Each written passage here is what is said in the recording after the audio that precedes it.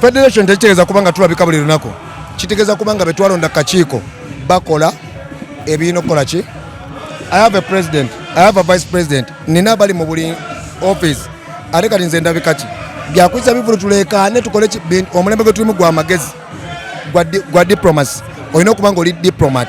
Olina okubanga otegeera government. Olina okubanga wasomako oba watawasoma nga you understand ensi bw'ekola ki. Tulina abakulembeze era mbebaza nnyo nga ku kufiirwa okufa kwa Katolu Bwama omugenzi honorable awo mulemirembe mbebaza nnyo kubanga basobola okuyisa akabbo. Ndowooza abayimbi be bavaamu ssente ezisinga obungi bwe begatta awamu. So kitegeeza nti tulina abatukulembera naffe tulina tukola ki tusobola tuli wano kati. But kyabikanga okuba nti abayimbi beesazeemu ekiwayi. Abamu kati bagoberera Bobi Wine, abalala bagoberera Awagidde Kenzo. Ogwawa Ziza Bafana.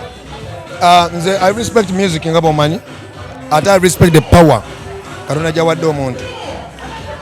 Bobi Mukama yamugrantingako ekintu ekiri bigga. Bobi ekintu kyalimu kiri bigga kye yalimu. Luli yali muyimbi. Luli amaanyi g'alina teyagafuna ng'akola ki? Ng'ayimba. Kyobulani kati musajja mugezi.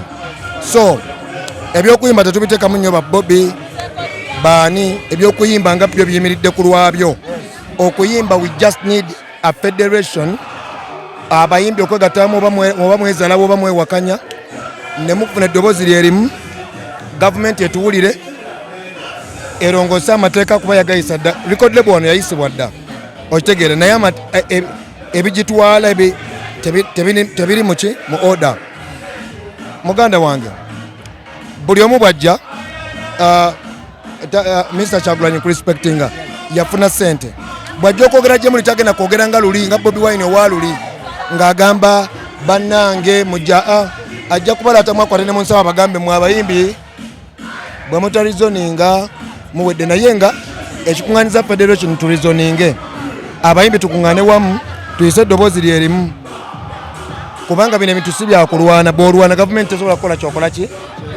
Ye Bobi yeesiimye nti kyalimu uya fighting akituulemu naye alina fighting nti music yamuleeta era music ye family ye entuufu.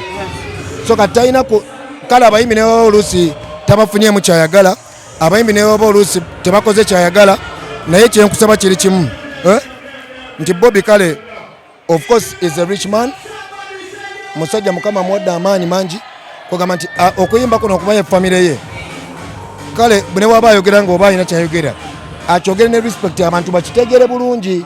Kitegeeza mu statement ze yakola mwalimu okubeera nga disrespecting abayimbi. Kale kugamba yateekamuko byeyogera byonna bikulu si kamanyiiro naye bw'oba mukulembeze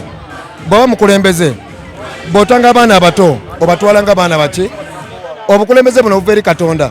Omuntu akulembera abantu banne aba alina amagezi agakola ki agasinga abantu banne abasobola mu busungu nga banyize yasobola okujja nga musanyufu ate nga naye munyiivu naye n'aseka. Abantu nga balina ennyo banyoleddwa asobola okujja kati nti Bobi waliwo ebimu ebimunyiiza naye ng'alina obbimira kubanga kyalimu kya kintu kikulu nnyo kya buvunaanyizibwa nti waliwo by'alina okumira nga bw'abadde ajja akola ebimu n'atabiddamu. Buli lwajja ng'ayogera ku kuyimba alina tuyita nawuwe magere ng'abayimbi ne tuweegaayamu kubanga n'ensonga ensi tegimanyi ffe tugikola ki.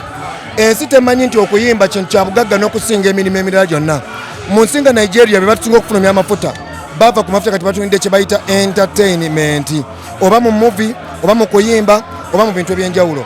So kati Bobi akimanye wakoma okuyimba waliwo abalala bakola ki abatandikira awo ayimba w'amaanyi naye mu by'okuyimba eri abamu nga tebagenda mu byakulwana naye nga beesiga okuyimba kwabwe kubanga bwe ntunya Wizkid oba Burna Boy oba abayimbi abo abava mu Africa nga batuyiseeko lwakuba nti ffe tetweyagaliza tetwagalana twepinga ate tulwanisa amazima naye nga as long as music is concerned okuyimba bya ddala. Wuliriza ng'ebyobufuzi we biri ebyaddala mwabo ababitegeera n'okuyimba byaki abamu tutunulidde kuyimba tuleme kusobya kuyimba kwaffe. Tetwagala kwogera statement zetuswaza, tetwagala kweyisa ng'abantu twagala tukole statement ng'omuntu azifunamu nga bw'alijja myaka egijja agenda kulowooza ewali obuzibu we keep quiet. Ganyo it neetaga bantu kumbiriivingiramu, kunzikiririzaamu, kunjagala, kunsupportinga na kumanya kyenjagala okutuukiriza. So kati abantu balina okumanya I'm not against buli omu kyalowooza, eyo ndowooza ye, naye endowooza etugatta ffenna eba tuba tugifunamu. Endowooza ng'egatta munnayuganda yenna, munnayuganda abagifunamu. Omuntu ali yategeere abagezi bakyaliyo. Bw'oba olabye abagezi wakatandika okubalaba. Respecting amagezi ga buli ssekinnoomu. Bw'oba mukulembeze kulembera abantu ng'obuli ebirowoozo byabwe. Bw'oba mukulembeze tobalaatira ku bantu, kubanga ffe twagala mukulembeze mugagga nnyo. Naliko e Dubai president waayo omu najja, omu ku bakulembera, ne bwe yajja nze nali simanyi kikiddako. Baŋŋamba president azze, yajja avuga mmotoka ye n'agipaakinga n'agifuluma. Kitegeeza muntu w'abantu. Ekyo kikola kyandaga nti president kyakoze kikola ekiraga nti muntu w'abantu. Tutwayinga abakulembeze abatukulembera okubeera nga bantu b'abantu. Abatukulembera don't be against the people. Listen to the people. Mutegeragane mwamu. Tofuga nsi ng'okwagala ku bwe kuli. Abantu bamalaamu maanyi. Ekitiibwa tokibamalaamu. Bantu banno bakitiibwa nga ggwe b'okiyina.